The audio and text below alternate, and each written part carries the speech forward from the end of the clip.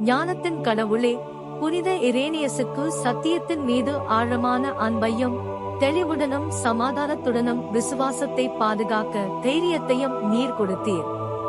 நாங்களும் மனத்தாழ்மையுடன் சத்தியத்தை தேடவும் அதை அன்பில் தைரியமாக பகிர்ந்து கொள்ளவும் உலகில் உமது வாழ்க்கையின் அடையாளங்களாக இருக்க எங்களுக்கு உதவுங்கள். உடைந்ததை குணப்படுத்தவும், பிரிவினை உள்ள இடத்தில் சமாதானத்தை பேசவும், சோதனையிலும் உண்மை உள்ளவர்களாக இருக்கவும். இன்று குறிப்பாக நோயற்றவர்களுக்காக நாங்கள் ஜெபிக்கிறோம்.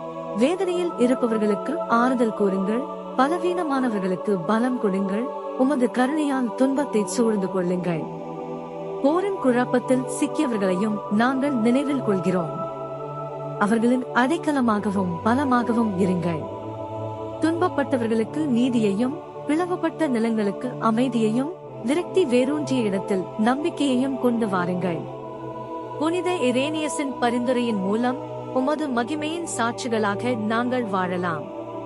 விசுவாசம், அன்பு மற்றும் சேவையில் முழுமையாக உயிருடன் எங்கள் ஆண்டவர் கிறிஸ்துவின் மூலம்.